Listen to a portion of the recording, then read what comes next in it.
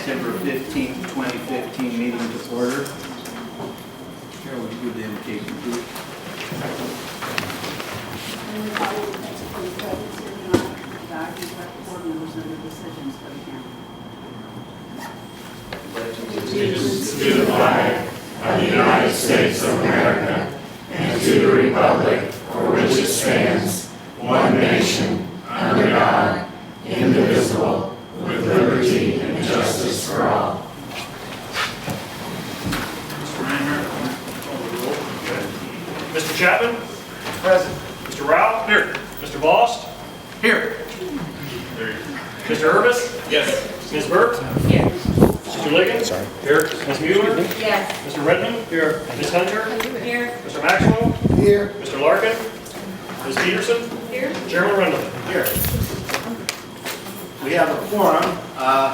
The next item on the agenda is the approval of minutes. You have in your packet the minutes from the meeting of August 18th, and I entertain a motion to approve the minutes. So moved. Is there a second? Second. Is there any discussion, corrections? All those in favor of approving the minutes as presented indicate by saying aye. Aye. Any opposed? Motion carries. Next item is recognition of visitors. We have a lot of visitors. Nice to see you all. I presume some of you wish to make comments? Yes? I'd like to make a comment. That's the next item on the agenda. So, thank you all for commenting. If anybody in particular wants to be recognized by name, go ahead and say your name, and maybe we should pass around the sheet. Well, I'll tell you what, when you get up to speak, just tell us your name and we'll go from there. Also, next item on the agenda is citizen comments. I got an idea what you might want to comment about. If there's a lot of comments, I'm gonna limit your comments to about 3 minutes apiece. So, who wishes to be recognized first? Me, Sarah Lewison. Go ahead. Stand up, please, and tell us your name and where you live. Okay, should I just go forward now? Yep. Okay.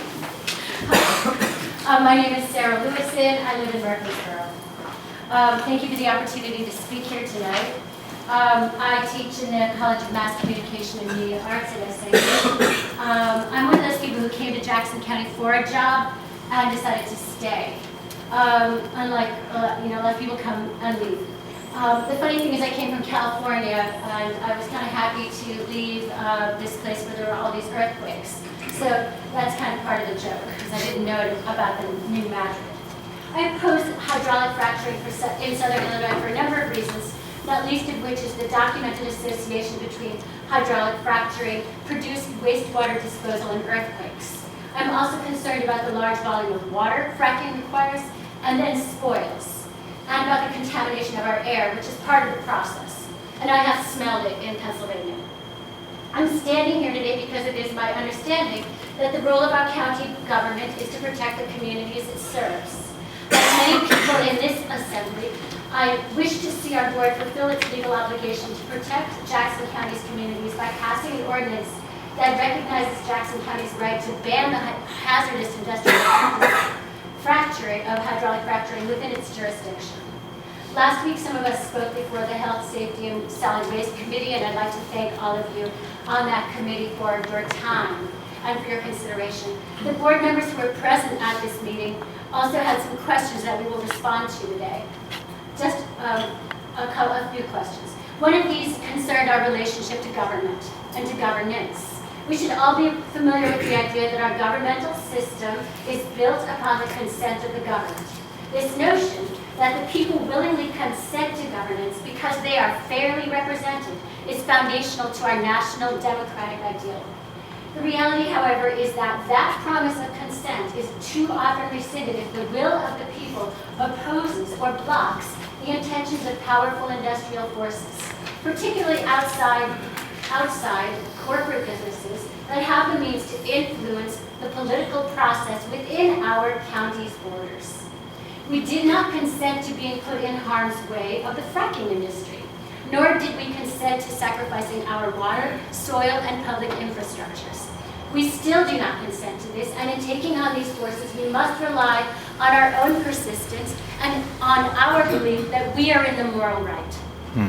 As constituents and residents, therefore, we will continue to ask the board to fulfill its obligation to protect its people. The water we all use to drink, cook, and wash, the air we all inhale, and the health of our ecosystem, its soils, its forests, its farms. Our concerns are the concerns of citizens. Our concerns regard a big picture, which is the protection of essential resources that maintain lives, hopefully healthy lives, for our generation and for future generations, and especially for those generations who will not enjoy the boom times. There's not a lot of us talking. How many are going to speak? Yeah, thank you. The state's use, I'm answering these questions. The state's use of state preemption and the application of Dillon's rule thus violates our civil rights to local self-governance and to protection from the harmful, toxic, chemical, and biologically altering processes that are unleashed through the hydraulic fracturing process. Dillon's rule is the one where the state is the parent to the child. Now, what kind of parent, and the parent has the final say, well, what kind of parent would do that to their kid? We would put that child in child protective services. State preemption and Dillon's rule stand in contradiction to what we learned in elementary school, that government is based, in a democracy, is based on the consent of the people. The state and corporate power cannot legitimately, therefore, preempt our fundamental right to govern our own community. Moreover, one could say that a legitimate government does not seek to preempt its citizens' authority to govern their own community. The use of the doctrine, and so the other point is the uses of doctrine of corporate rights to stymie local community self-governments must also be recognized for what it is. An illegitimate use of law against the people. Corporations are property, chartered in the name of the people. They cannot have rights, only privileges granted to them. Corporations do not get thirsty. Corporations do not have kidneys or livers and do not get cancer. They do not have the same needs living beings do.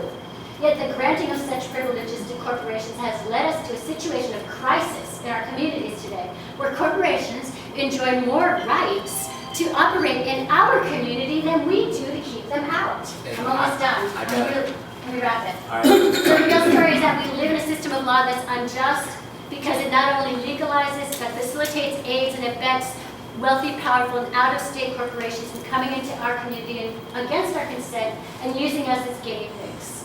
So it must be possible in a democratic republic for people to be able to change a law that's unjust. And so you know the rest. As our county representatives, we ask you to do so. Thank you.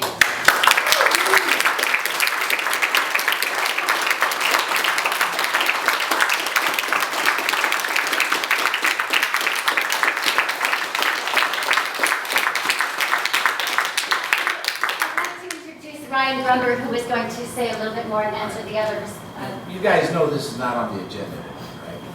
We're not taking a vote on it. Yeah. Right, we Go only ahead. get some folks speaking. Ryan Grumber. Good evening. My name is Ryan Grumberg. I'm a resident of Carbondale, Illinois. And I'd like to first thank you for the opportunity to speak here this evening. As we know that you're deliberating on the Community Bill of Rights in committee, and there were some issues that came up the other night. I just wanted to provide you with some information to aid in your deliberation. I'd first like to touch on the historical lineage of what Jackson County citizens are advocating, as it harkens back to the very founding of this country. You have to ask yourself, why did the founding fathers decide, against the odds, to break away from British colonial rule? If you look at the first few grievances of the Declaration of Independence, it becomes rather clear. Decisions of great importance were being made an ocean away by a king who did not have to live with the consequences of those actions. The foundational spirit of this country is a belief in the idea that the people who are most affected by an issue should be the ones who get to determine their own fate in relation to that issue. Fast forward to the present, and it is precisely this fundamental right to local self-governance that we are told we cannot exercise. And it is that spirit, it is this denial of our fundamental right to local self-governance that's ultimately un-American. In a democratic society, the state cannot be viewed as infallible. On the issue of hydraulic fracturing, the state of Illinois has failed us, failing to uphold its own constitution that guarantees, in sections 1 and 2 of Article 11, not only our right to a healthful environment, but also our ability to enforce that right against any party, to include the state. We are asking you, our local representatives, to do what the state has refused to do, to protect our rights. That is your legal obligation, and we are asking you to do so, both for us as well as the future generations mentioned in the part of the state constitution cited above. We realize that you have requested a legal opinion from the state's attorney, but I'm sad to say that we already know what his opinion will be. Not because we can see into the future, but because of who he works for, the state. His duty and his legal obligation is to the state. Your duty and your legal obligation, however, is to us, the people of Jackson County, who you swore to protect. We know that we are challenging unjust state law, but the gravity of the situation leaves us no choice. For if the state's actions turn our Constitution into mere words on paper, what option are we left with? Indeed, the Constitution states that, quote, a frequent recurrence to the fundamental principles of civil liberty, civil government is necessary to preserve the blessings of liberty, close quote. And that is precisely what we aim to do. We know the state's attorney will warn you about potential litigation, but this raises an interesting question.